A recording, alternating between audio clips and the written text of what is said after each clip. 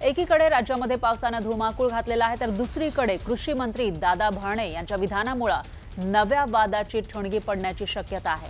क्रीडा खातं बरं होतं, त्रास नव्हता असं वक्तव्य दत्ता भरणे यांनी केलेलं आहे आणि त्यामुळे कुठेतरी वादाची ठणगी पडण्याची शक्यता या ठिकाणी वर्तवली जाते। यापूर्वीचे कृषी मंत्री माणिकराव कोकाटे वारंवार वादग्रस्त वक्तव्यांमुळे अडचणीत सापडले। कृषी मंत्री पद म्हणजे ओसाड गावची पाटीलकी असं कोकाटे म्हणत होते। वादग्रस्त विधानं आणि रमी प्रकरणामुळे अखेर कोकाटेंकडील कृषी खातं काढून दत्ता भरणेंकडे जबाबदारी देण्यात आली। मात्र दत्ता भरणे देखील अशी विधानं करू लागले, त्यामुळे त्यांना कृषी खातं पेलवत नाही का असा सवाल राजकीय वर्तुळातून उपस्थित केला जाऊ लागलाय।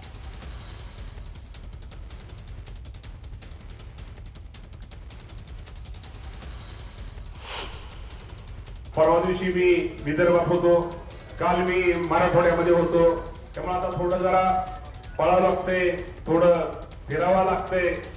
कृषीचा आपल्या क्रीडाचा आणि त्या अल्पसंख्याकांचं थोडं बरं होतं, लय त्रास नव्हता, पण आता त्रास तर घ्यावाच लागेल। त्यामुळे त्रास म्हणजे हा त्रास नाही म्हणतायत, पण आता ही जबाबदारीचं आपण सगळ्यांनी कुठेतरी आपण ही जबाबदारीला कसं आपल्याला शेवटी आपल्याला हा विश्वास टाकलेला आहे। तर या विधानाची चर्चा सुरू झाल्यानंतर दत्ता भरणेंनी सारवासारव करण्याचा प्रयत्न केला। पाहूयात।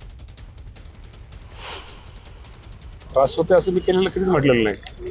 त्रास होतोय ना म्हणण्यापेक्षा क्रीडा खातं बरं होतं। नाही क्रीडा खातं बरं होतं म्हणण्यापेक्षा क्रीडा खातं बरं होतं, क्रीडा खातं थोडं काम कमी होतं, तिथं काम जास्त आहे, इथं मेहनत करावं लागेल, इथं लोकांच्यात जावं लागेल। क्रीडा खातं बरं वगैरे असं नाही। क्रीडा खात्यात असताना क्रीडा खातं बरं म्हणजे क्रीडा खातं असताना फिरता येत होतं, आता कृषी खातं आहे, त्यामुळे तालुक्यातल्या लोकांना सांगितलं की आता मला बाहेर फिरावं लागेल, तालुक्यामध्ये आपल्याला थोडं आता कमी हे करावं लागतं। क्रीडा मंत्री त्यावेळेस ते खातं वेगळं होतं, क्रीडा मंत्री तालुक्यात कमी ते राज्यात दौरे केले चालत होतं, पण आता कृषी मंत्री म्हणून राज्यामध्ये दौरे आपल्याला जास्त करावे लागतील, त्यामुळे तालुक्याला कमी वेळ द्यावा लागेल, हा मी बोलण्याचा उद्देश होता माझा। तर कृषी खात्याबाबत माणिकराव कोकाटे काय म्हणाले होते तेही पाहूयात।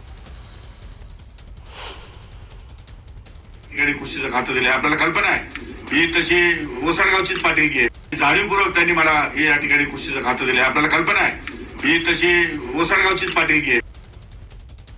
तर आजी माजी कृषी मंत्र्यांची वादाची मालिका आज पाहायला मिळाली। कृषी खात्यातून गच्छंती झाल्यानंतर माणिकराव कोकाटेंवर विरोधकांनी टीकेची झोड उठवली होती। त्यानंतर माणिकराव कोकाटेंना क्रीडा खात्याची जबाबदारी देण्यात आली। या संदर्भात पुन्हा एकदा माणिकराव कोकाटेंना प्रश्न विचारल्यावर त्यांनी काय उत्तर दिलं तुम्हीच पहा।